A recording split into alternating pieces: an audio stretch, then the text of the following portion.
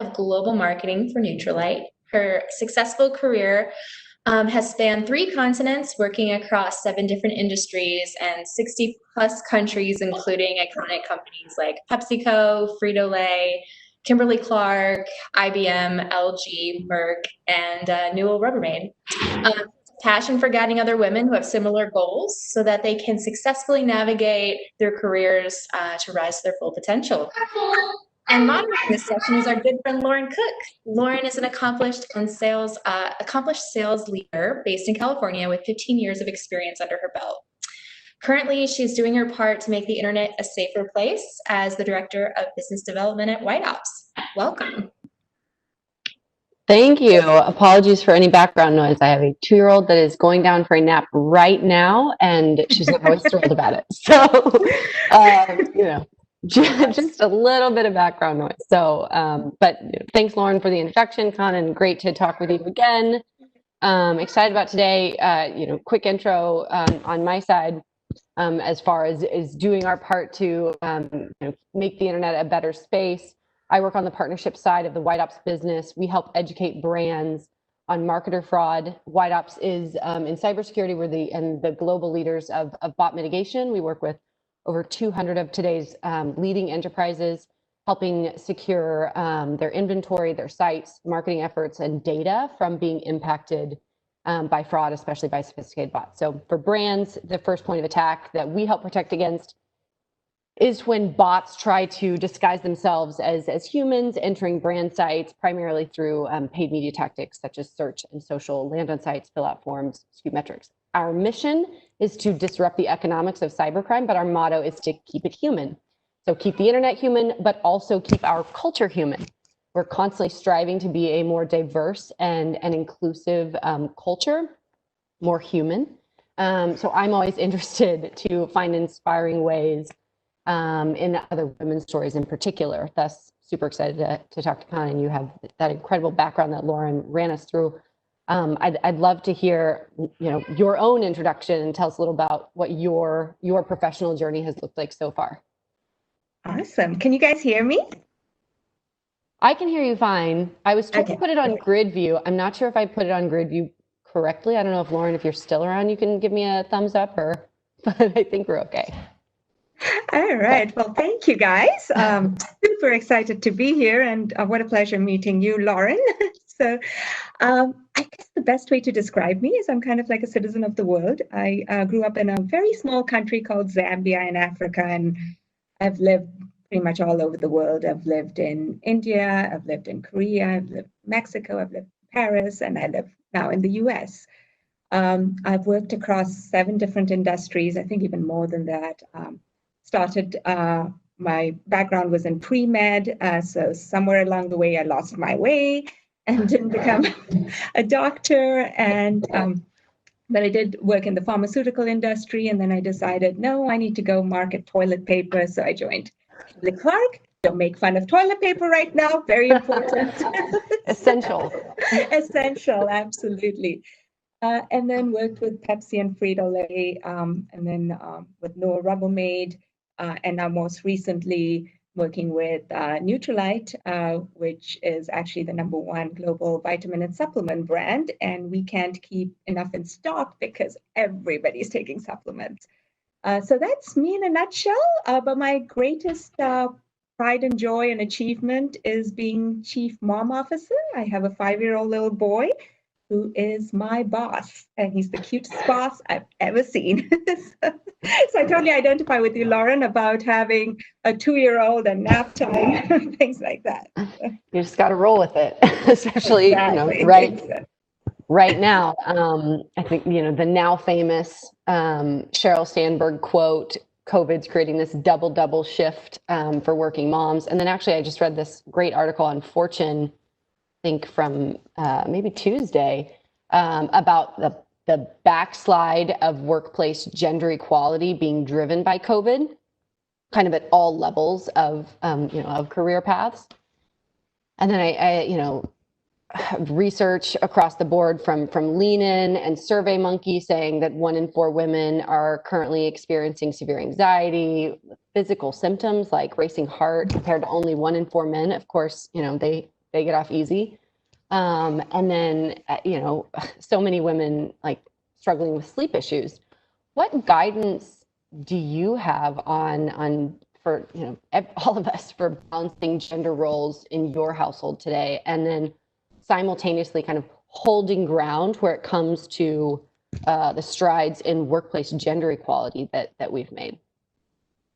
It's a very loaded and important question. I know. It's a big question. Today's day and age, and I'll do my best to try to answer this. In fact, I was just reading the USA Today article. I think it came out yesterday or day before, that said the US is entering its first female recession.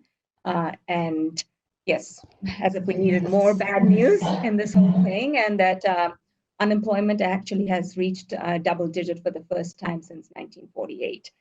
So not a lot of good news out there as a woman, but I've been very, very fortunate that even during this crisis, a lot of women have reached out to me, and I've been coaching them and walking them through this to the best of my ability. Honestly, I don't have all the answers, but I've given them some tips, which seem to have helped. Tip number one that I always say is put on your own oxygen mask first, because as women, we seem to be martyrs, and especially when you're like confined in a lockdown and you're trying to figure out elderly parents and young kids and a family, you always put yourself last. And being in health and wellness, I often don't practice what I'm preaching, which is, but you can't, unless you're healthy, you can't take care of anybody else. So I know working in supplements that are sleep supplements and our immunity supplements, all of these are going like selling through the roof, but take care of yourself.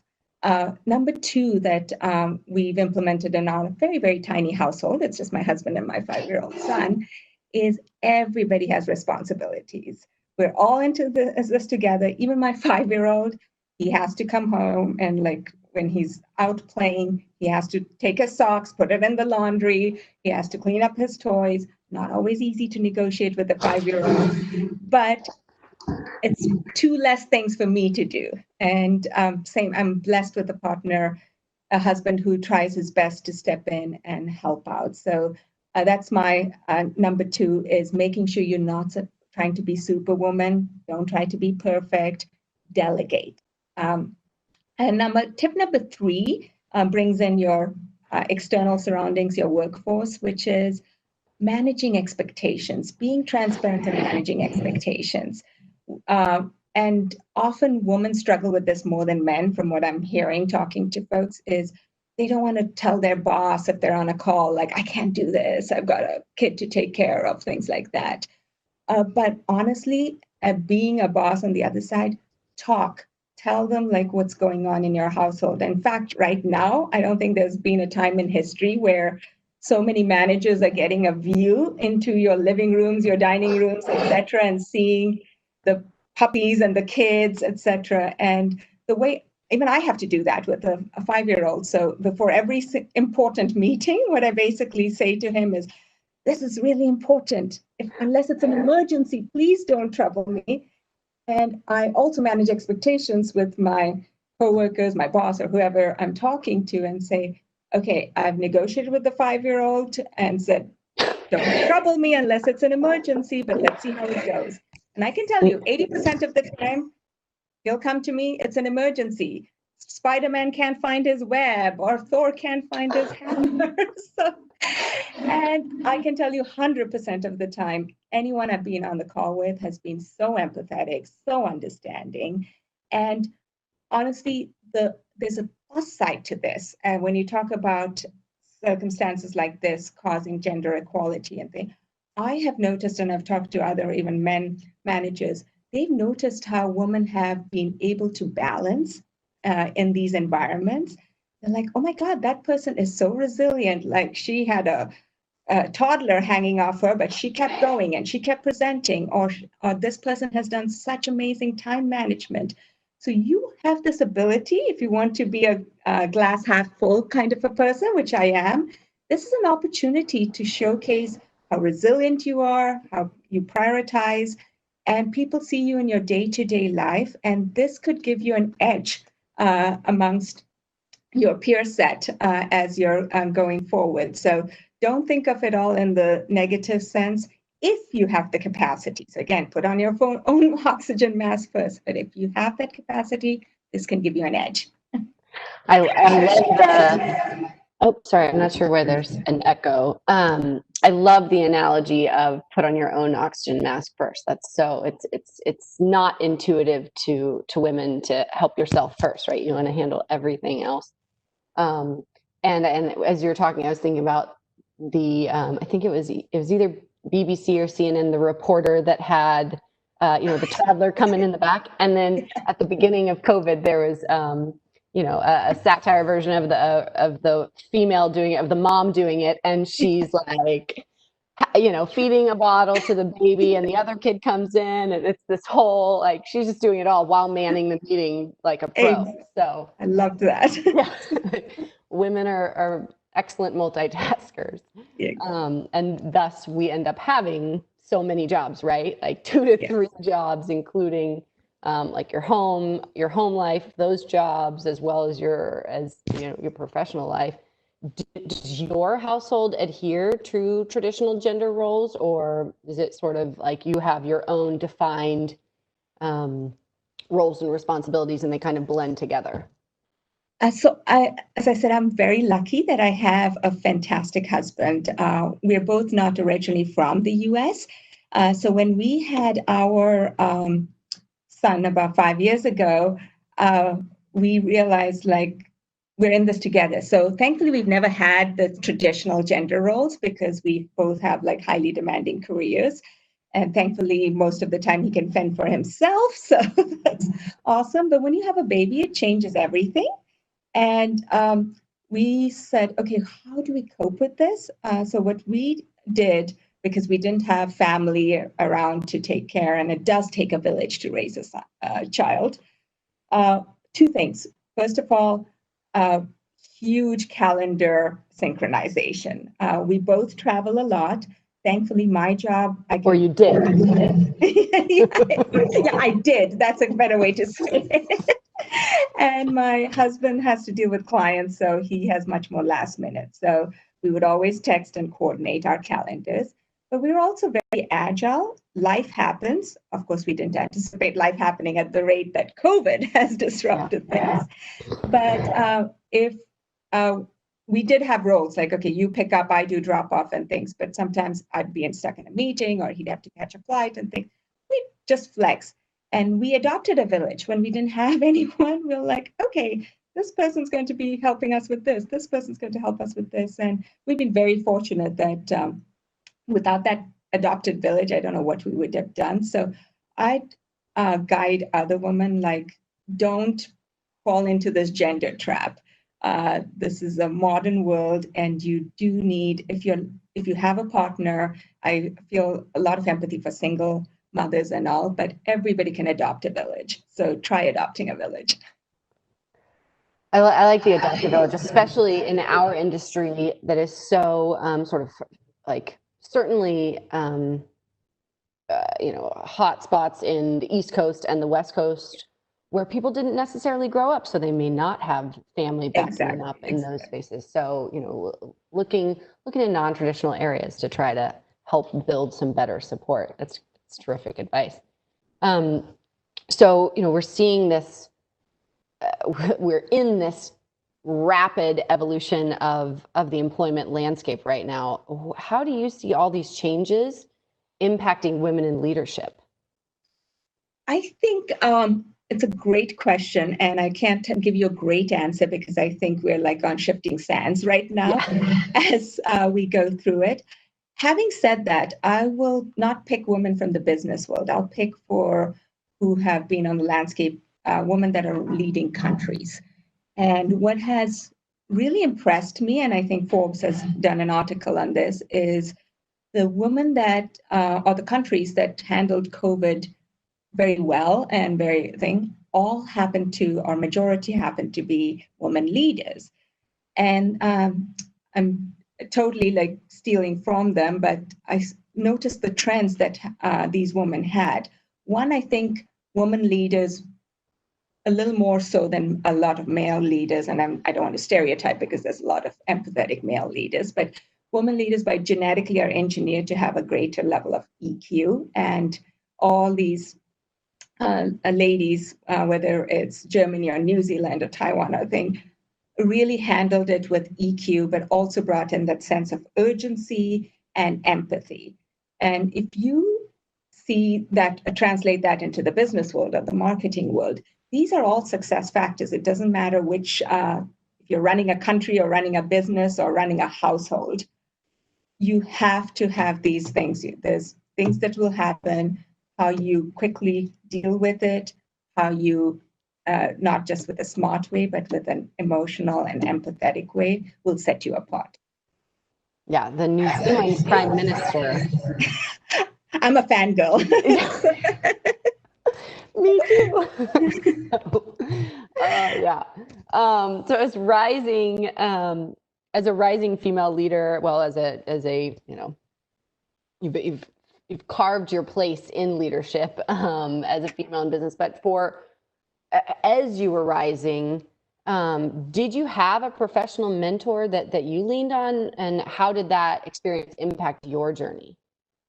That's a great question. So, of course, mentorship gets talked about a lot. I'll tell you my journey. So when I started with a great company. It was a Fortune 500 company, but it was in the Midwest in a very small place. So if I was looking for a role model, like there wasn't somebody there. So what I decided was I will tap into mentors myself. So a lot of you listening might be working for companies where you may or may not have a formal mentorship program. And I have personally found that it doesn't matter if there's a formal mentorship program. For me, if I couldn't find one person who was the package deal of everything that I wanted to emulate, I would go find my mentorship board. They were like the little mini UN for me. I liked one person because of the way they could navigate through politics. I liked another person for the way they were a fantastic leader with empathy and things. So I would just reach out to these people very informally. And for me, the informal mentorships were amazing because I had a personal connection with that person. I would, even if I didn't know them, I would say, hey, I saw you speaking here. In case you have time, could we just grab coffee for 30 minutes? And then I'd kind of feel them out if they're even interested in being a mentor. And of course, years later, I became mentors for the last decade or so to multiple people. And I realized that more informal mentorships are the best win-win situation because nobody put you together. You found a common thread and it helps you navigate. So you don't have to find one person particularly. I literally, my career is thanks to riding on the shoulder of giants who have been mentors in various aspects for me. That's so interesting that that's your sort of like being sort of a networking maven, if you will. I did a couple of women in marketing panels, or I did one in June with Lindsay Sutton, the SVP of marketing for John Hancock, and she said the exact same thing. Like don't pigeonhole yourself to just one mentor. I think she referred to herself as a networking maven. I like exactly that. How, yeah, I might borrow that. Clearly, this is a theme for successful women in leadership that you build your network everywhere. Exactly. So what advice do you have? I mean, sounds like kind of mentors agnostic of gender. What advice do you have for young women getting their start who, like yourself, find themselves employed somewhere that there are no women in leadership in this era? So I will say for myself, this is what worked because, as I said, I was in a Midwest town where there was one leader who was a woman, but I couldn't find somebody that was woman, a person of color, international. So I realized I was like, okay, if I don't have a role model, let me pave the way and maybe someday I'll be a role model. And again, my strategy was it didn't matter if you're a woman or a man. what gender, ethnicity, if there was a quality that I liked about that leadership, how can I learn that skill? And that's kind of what I would advise to even a woman right now who is starting off. If you don't find it within your current ecosystem, reach out to people that you, whether it's through LinkedIn or things like that, because people are speaking, especially in COVID, you find so many videos of people speaking. Like Lauren said, who do this every day. Exactly. So do that. And also, I've used videos from women speaking engagements where I don't even know these women, but I watch their videos and I learn from them, because in the day of digital, there is so many tips and tricks and things that you can learn online, even if you don't have a personal connect.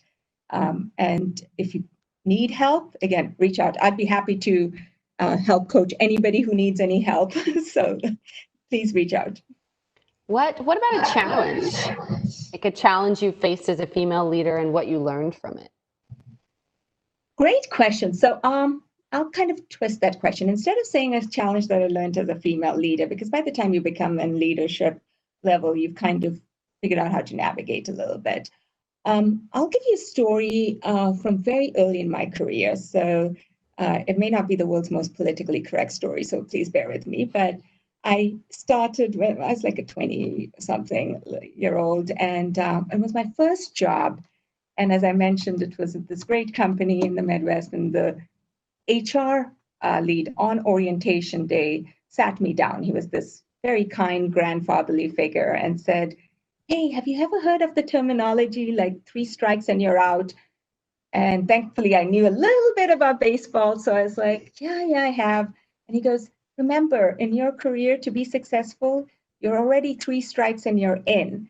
And I was like a little confused. I didn't know what he was saying. And he goes, "You're a woman, you're a person of color, and you're international. So don't be fooled. You're not on the same level playing field as your white, Caucasian, or American male counterpart." And I was a little dumbfounded and all. I didn't know how to react. So I just sat there. But I thought about that later on. And I was like, I can't do anything about these strikes against me, so to speak. I was born this way. I was grown up this way. What I can do is focus on what value I can add. That means making sure I'm adding value from my work standpoint, making sure that I'm working smarter, I'm working harder. That's what I'm going to focus on. And that's kind of what I've guided my entire career on. When people say, "Why do you work this hard?" and things, given that you've reached this stage. And I'm like, I never forgot that I have to do this. And in today's day and age, and this is over 20 years ago, yes, I'm pretty old, but people starting now, I think, thanks to leaders like Cheryl and all who started the Lean In movement, there is far more opportunity for younger women now than there were. And there are still challenges, without a doubt. We still have a long way to go. But there's opportunities to overcome those challenges because the conversations are happening, and that's what's important.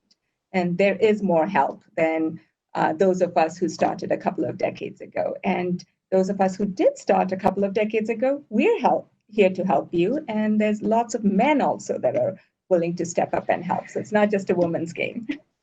Yeah, I think I shared with you that here recently I read a LinkedIn post by a marketer who had mentioned that she preferred to be called on by women rather than men. Selfishly, as a woman, I thought, oh, that's good for me. but frankly, it had not occurred to me before. Do you feel that people judge women more quickly and differently still in professional settings, even in parts of the business world, that there are more women? I would say yes. And anytime we go through diversity and inclusion training, this comes up as a topic quite often. I think it's improving, but it's not improving fast enough. I think the Lean In movement started like 2012, 2013, and Since then, I still remember, since we're in marketing, you guys might have watched a Pantene ad that was created that were men and women doing the same task and women getting labeled differently. So the man is labeled as, oh, he's so persuasive, and the woman is labeled as she's so pushy, or the man is like, oh, he's so bold, and the woman is so bossy. So yes, it does still happen.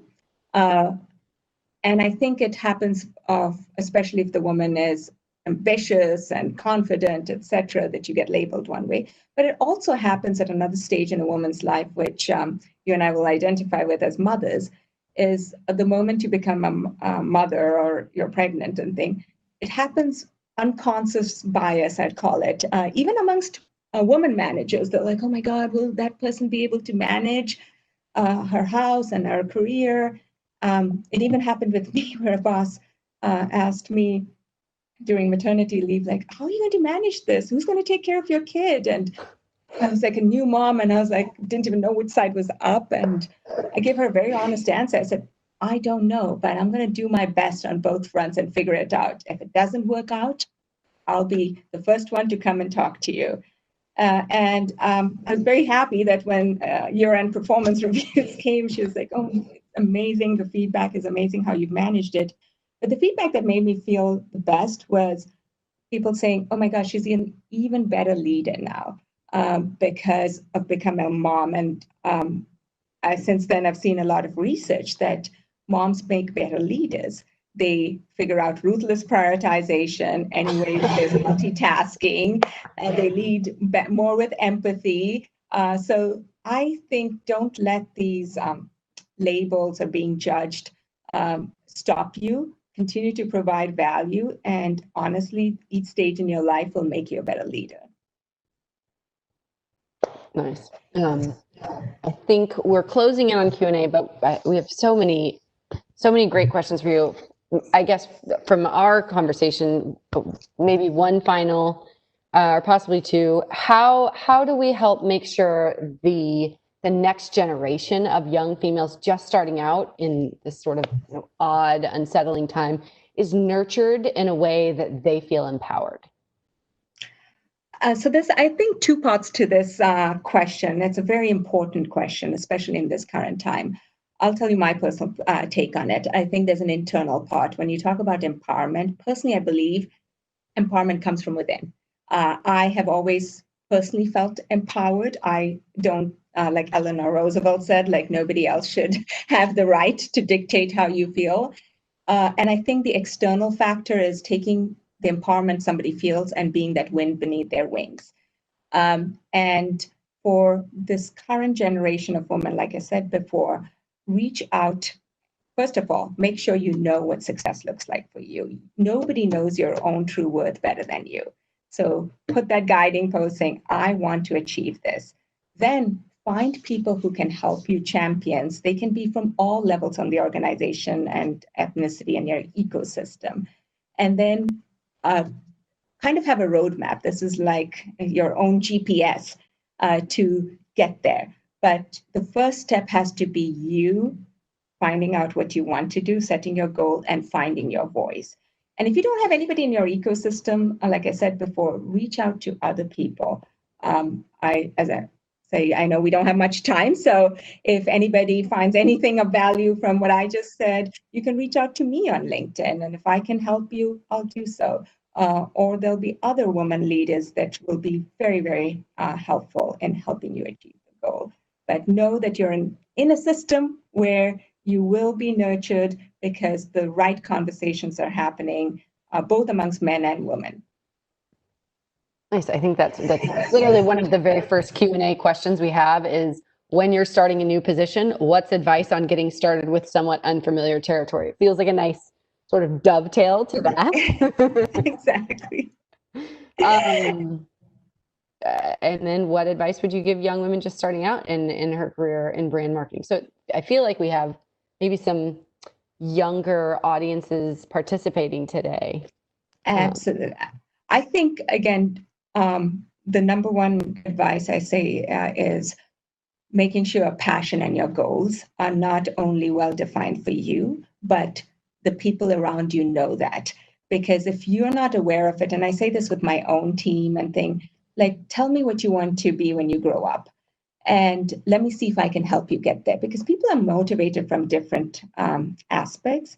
And hopefully most managers sit down for one-on-ones with their teams. And those are great opportunities to say, hey, this is where I am and this is where I want to go. And sometimes I've had team members say, I don't know where I want to go, because they're very young in career. And that's totally fine, because then you try to figure out what they're passionate about and see them on projects, and kind of they can figure out, oh, this one I like and this one I don't. But having an open conversation with people that have the influence on your career is very important. So how has your leadership style changed over just these past few months? Like, maybe a better question is, like, you know, as you've evolved as a leader, it's changed. Has it accelerated in the past few months? And then have you been able to continue to develop more personal relationships with your colleagues, even in this kind of, new era? It's a great question. So I'll say there's been, if I had to chalk out the last 10 years, my leadership style has probably changed in two major milestone areas. One was when I became a mom, as I mentioned, because it gave me a whole new perspective that I just didn't have before. And I'm glad to hear that it was in the betterment of things. And the second is during COVID. I think the empathy that I had learned as a mom went into steroid mode during COVID, because all of a sudden you're seeing people for not just the person who comes to work all put together. Here are people like no hair and makeup, trying to juggle things. And the more you listen, the more you ask. I always like carve out some time in the first 5 minutes instead of just jumping into a project to say, hey, how's it going? How are you doing? Anything? And a lot of managers that I've talked to have all had to be like psychologists and therapists through COVID. But it's so important, because mental health is suffering during this time. And people want to, even if I don't have the answers, just to be a venting point when you can't interact is super duper important. And as far as relationships, I think the silver lining of COVID personally has been relationships, not just with my coworkers, et cetera, but reconnecting with people that I haven't for decades. I reconnected with my kindergarten friends and my high school friends, and they're all over the world. And we all had one thing to say: why did it take a pandemic for us to reconnect this way? So yes, I've done a gazillion Zoom calls, but there's this personal reconnection that I hope I don't lose, and I hope it makes me a better leader going forward. My family has had that same conversation multiple times, that, wait, we didn't talk anywhere near this much. Now, every other dinner we're having a Zoom conference with my parents, because my parents live far away, and same thing with my sister and her family. And we did a virtual Easter together, and so, and you realize what matters at the end of the day. Yeah, it's kind of lovely. It's sad to not be in person, but having the more frequent interactions is great. Are there, what particular brands do you look up to? This is actually a really interesting question. Our CEO at CES spoke on sort of a privacy panel about the future of consumers congealing around brands we trust. Mm-hmm. So I love to see this question. What brands do you look up to? And then are there specific leaders in marketing you admire? So two. Got it. So as far as brands I look up to, there's quite a few, and it has nothing to do with COVID, but right from disruptive brands like Dove, which started the whole conversation about real beauty. But it wasn't just a conversation. They made very choiceful choices, even in their product design and things. So if they were talking about real beauty, you didn't see anti-aging creams and things like that. It wasn't just a revenue thing. So I love brands that are very true to their mission. On the other end of the spectrum, smaller brands like Impossible Foods, I just absolutely love what they're doing because they could have easily been bought out by multiple big players. But they said, nope, we don't want to do that. We want to stay true to our mission about a healthier planet and a healthier people.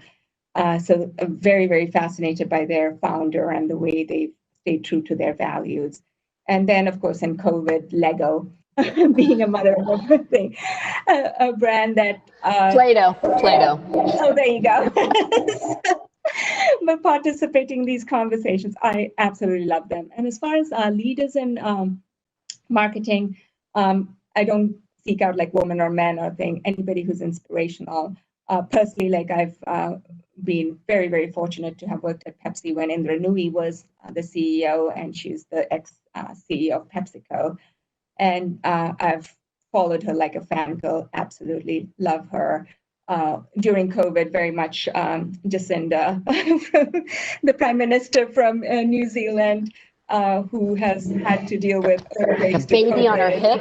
With a baby on her hip. So I'm like, oh my God, more power to you. And of course, Steve Jobs comes up. Not sure I would like work for him, but he's inspirational. He's like a marketing genius. I feel the same way about Elon Musk. Again, may not be the best leader, but disruptors and people that will have left the planet a better place. Yeah.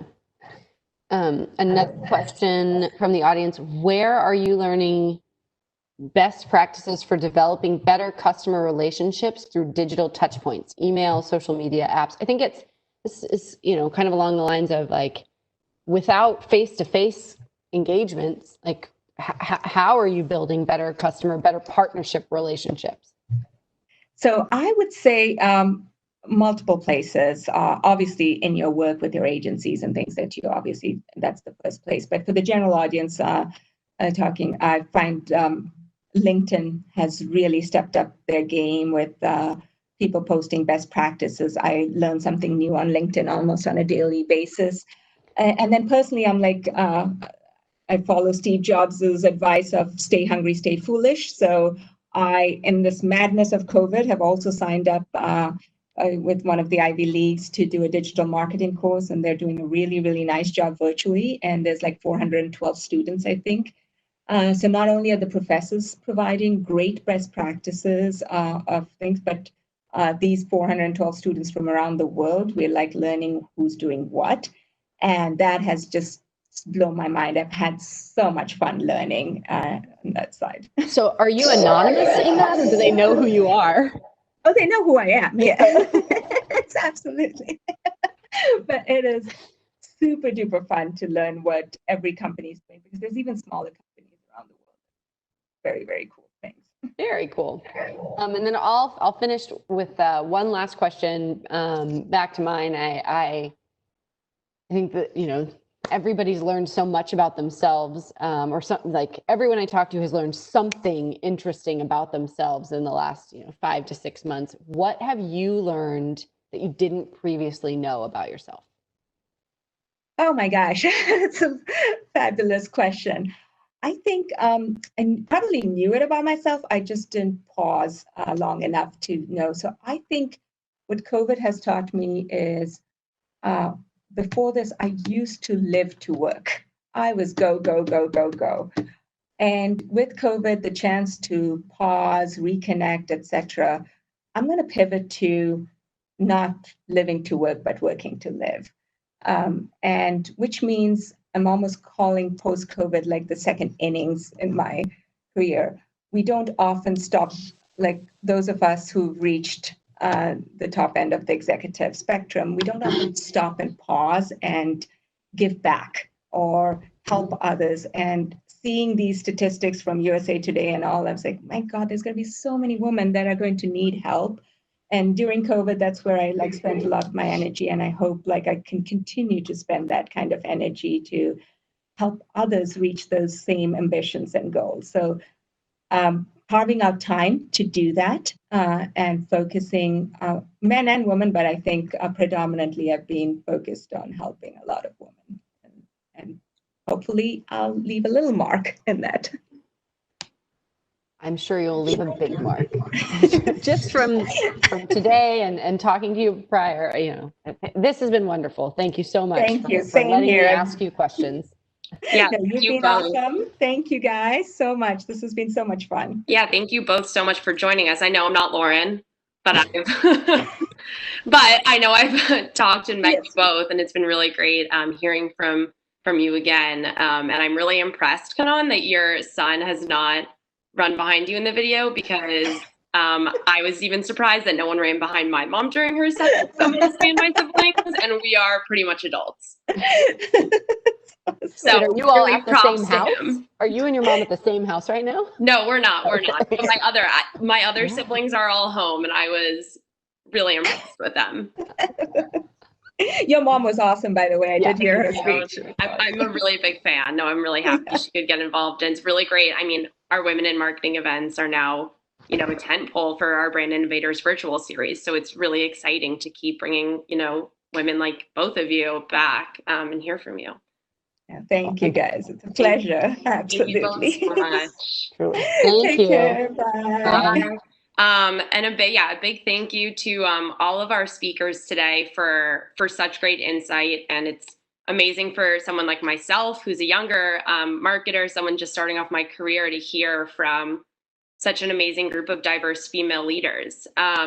So I hope everyone enjoyed the event and will come back. And please join us on Tuesday at 1 o'clock Eastern for our special event of marketing innovation within the C-suite. And we're going to be joined by a number of chief marketing officers from Wells Fargo, Century 21 Real Estate, PayPal, and many, many more. So thank you all for joining, and hope to see you again really soon.